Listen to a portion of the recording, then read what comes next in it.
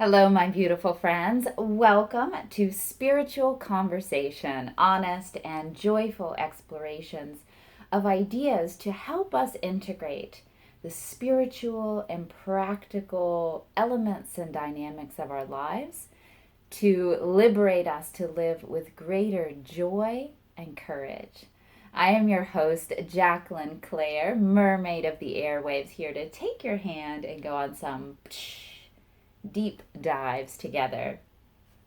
And today's exploration is an interesting, really individual focused exploration that is very influenced by culture and sort of vice versa. The individual influences culture, and it's this reinforcing thing.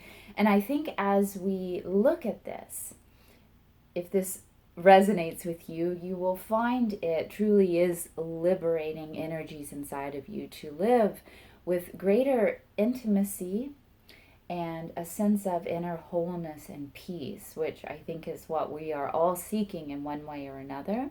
And I also think as we focus on this individual orientation and how it influences our relationships, the individual makes up the collective and how that will change the whole world. So, big stuff here today, but starting very much on the individual level. So, I've been thinking about these rather dangerous popular culture myths that have gone on for hundreds of years in the realm of romance mostly about the one who got away, or the passion and intensity of longing for someone who is either physically or emotionally absent. And I think it's safe to say that there's a greater number of love songs and poems and lyric ballads about someone we are longing for, someone who's dragging our heart around, than someone who is solid as a rock and is there for us every single day, right? There are more songs about, if you could see what this woman's been doing to me, kind of thing, than, wow, we've got a healthy, wonderful thing and we're always there for each other, which frees us up to give our energy to the world and do other things. Like, there aren't a lot of sexy romantic songs like that. And so we glorify the one who got away. We glorify this sense of dramatic passion, this sort of ego dance, this trap. And we also glorify being missed, being longed for as a proof of affection, as a proof of our importance, as a proof of love.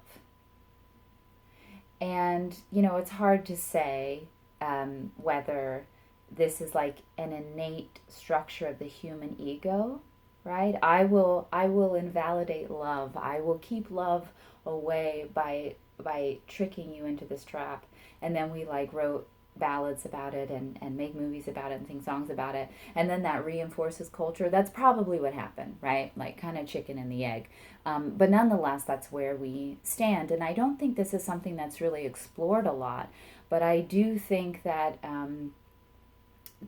we've made stability sort of unsexy, or the ego has done that, and we've really glorified the chase and the longing. And there's so much irony in this, because if you are being missed, if that's some proof of value and affection, most of the time you're never even going to know, right? So it's never going to satisfy that thing that you think it will, you know? But it does lead to those dynamics of, when I leave,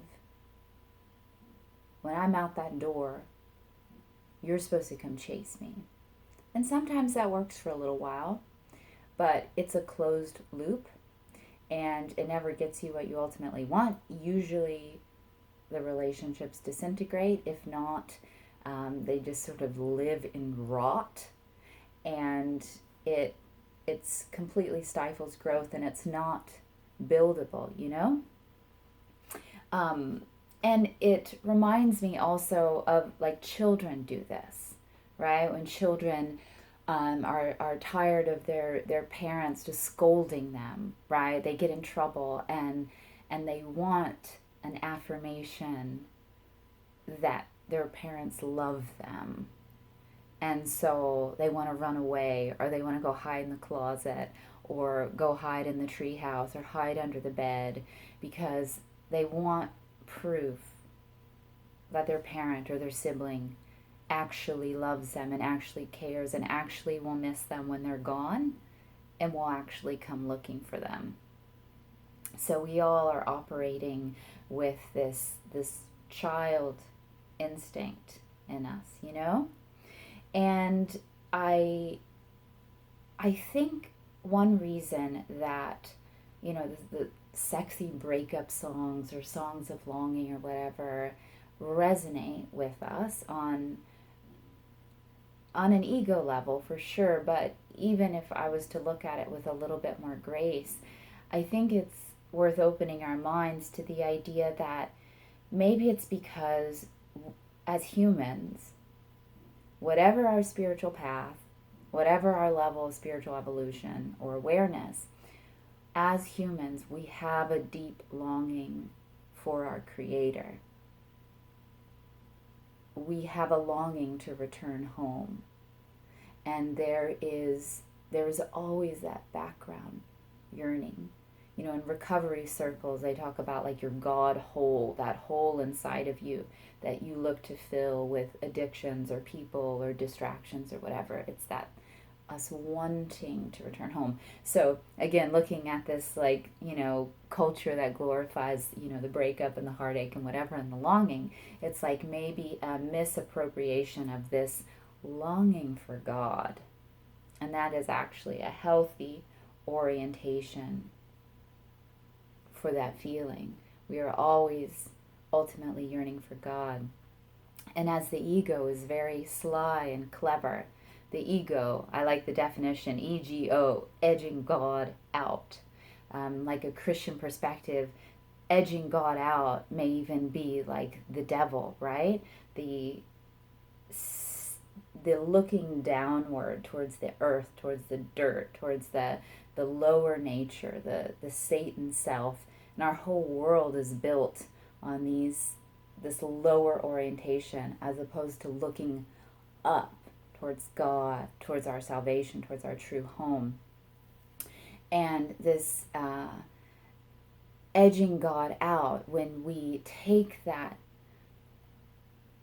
yearning for God, the yearning for the nearness of God, attaining God's presence, when we mistake that yearning for other things, for, you know, success or achievement, or the topic of this exploration towards an obsession with another person, when we take that healthy yearning and direct it elsewhere out of like naivete or ignorance or not knowing, like being sucked in by that ego who says, hey, come over here, I'll show you how to satisfy that longing, and don't even look over here.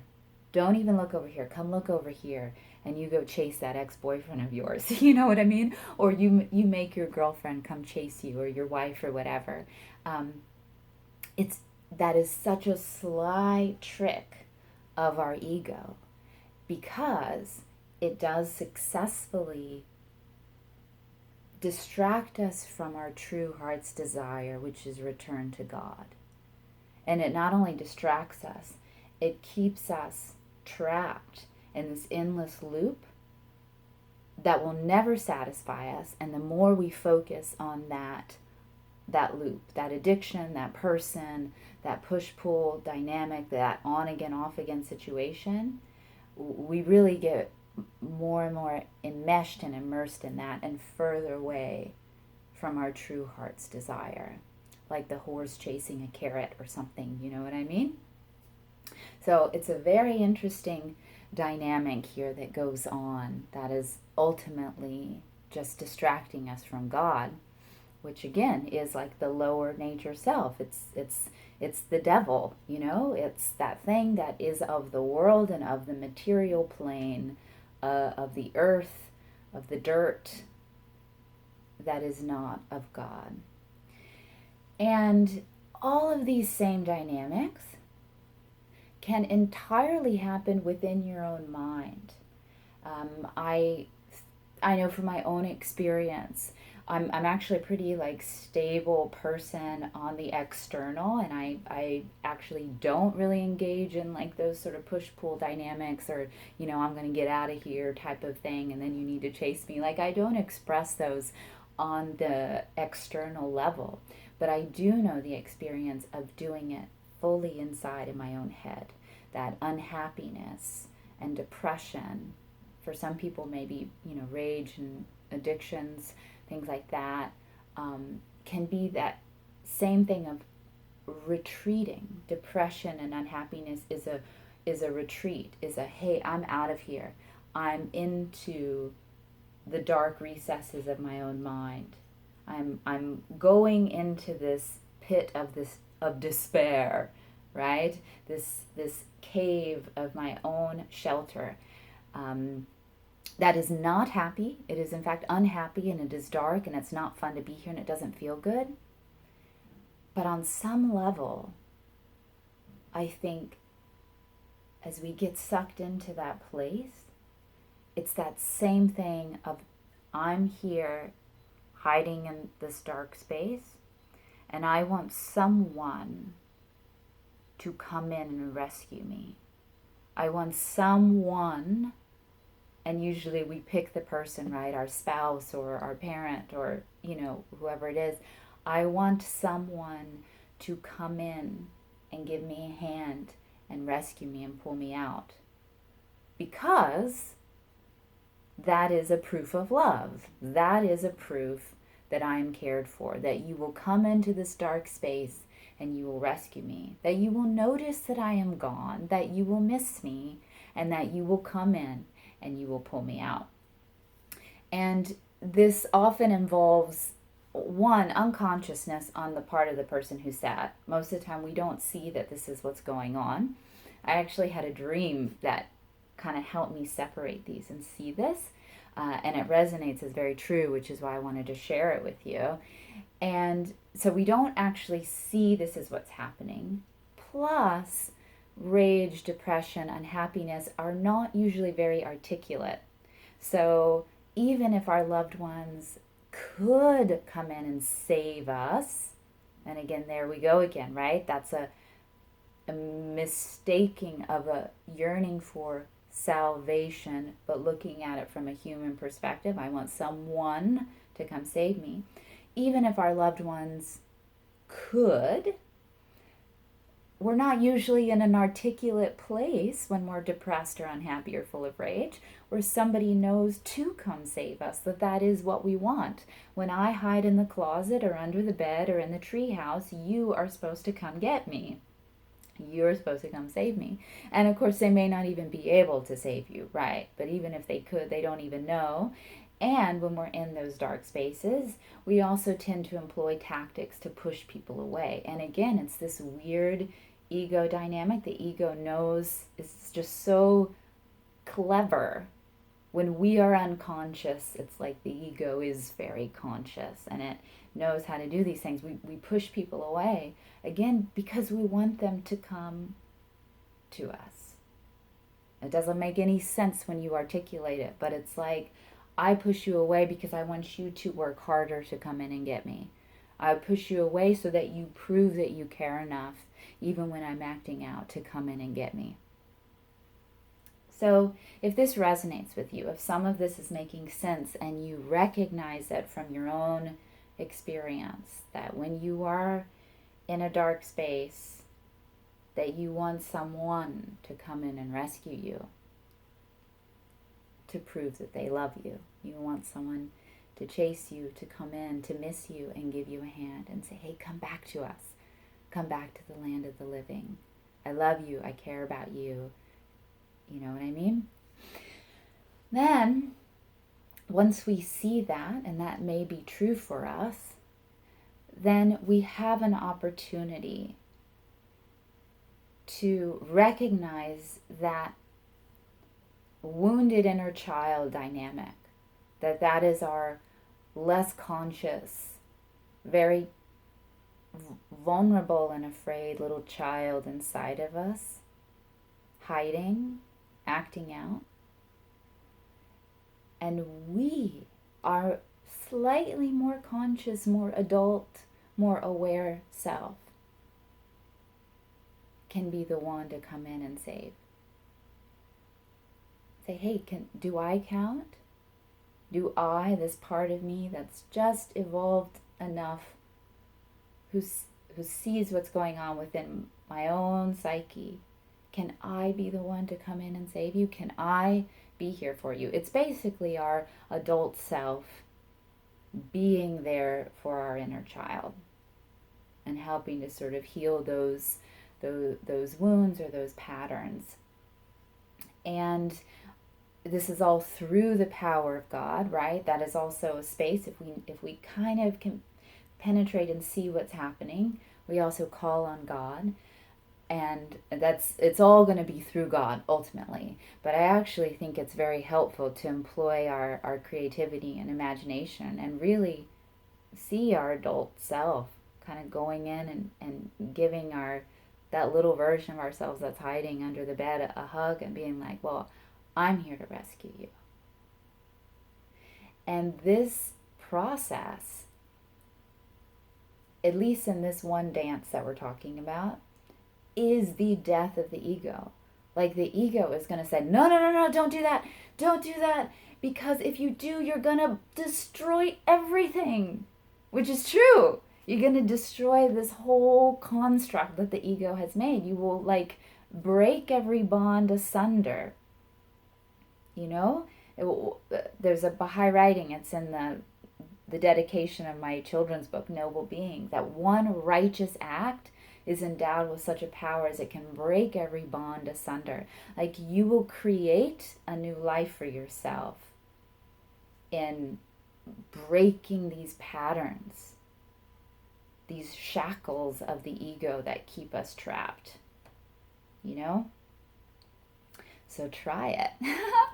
And this is an intellectual exploration, right? Like not until we all live it and try it, and maybe try it again and again and again, because life is like that, right? We keep learning lessons in new ways.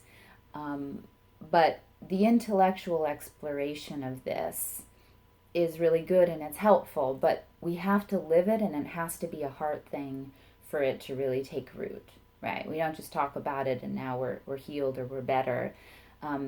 Intellectually exploring it, and especially here, I'm not coming from the perspective of a sage. I'm coming from a perspective of your friend who's working these things out in her own mind, and that I literally had a dream that kind of helped me see into it a little bit. But it's kind of like jotting down a roadmap on a napkin. Someone who's never been to that place is jotting down a roadmap on a napkin, and it's like, well, you go up that way and you turn right, and then when you see the dilapidated barn, you turn left, and then you're on that for a while, and then when you see the oak tree with the tombstone, then you follow the red bird. That's kind of what an intellectual exploration like this is. You kind of have this jotted down roadmap, and you crumple it up and put it in your pocket, and you go on your journey.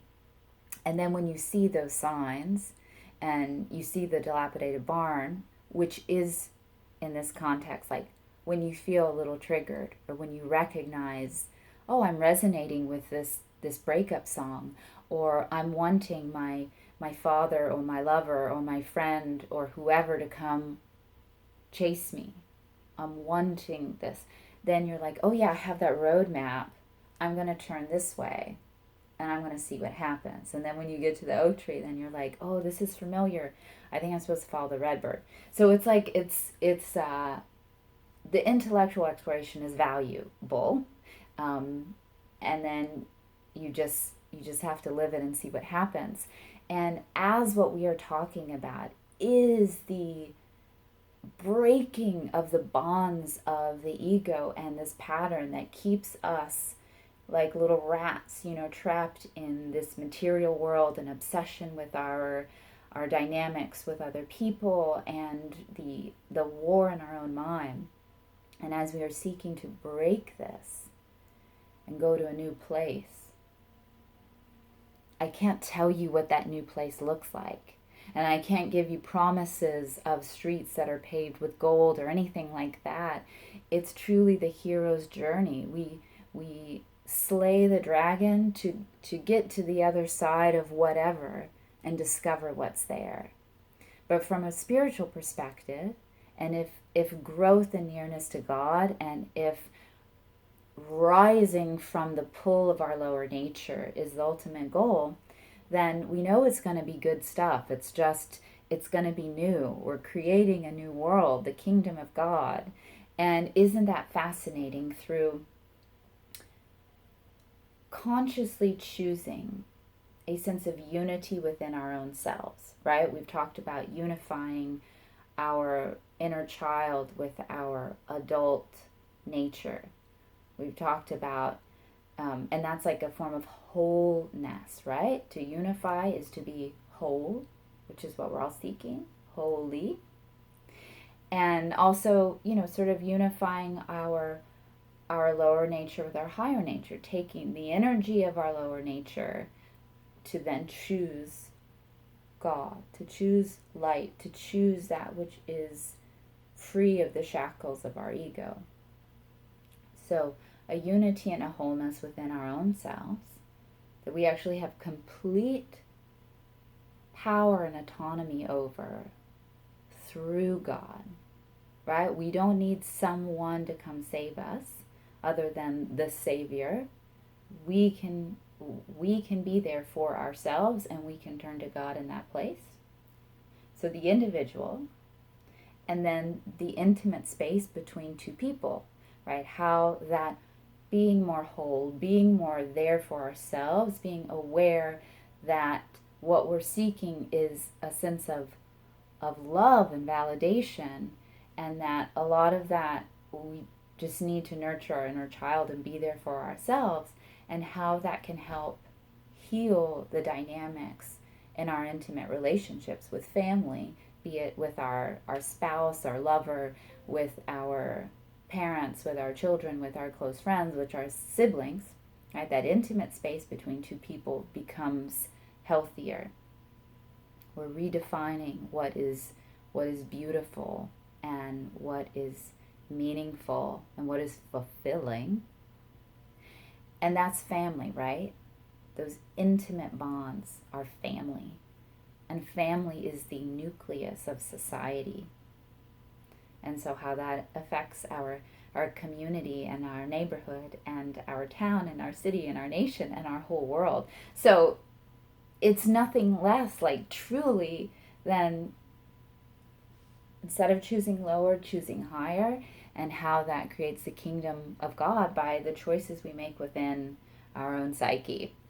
So big stuff, you guys. I hope that you were able to follow me through that deep dive and through that journey. I find these really juicy ideas, and perhaps as all of us have the opportunity to live these ideas, then we can write new love ballads and make new movies and make new songs and poems about what we discover when we go to that new place that is the death of the ego and is the discovery of holy new dynamics.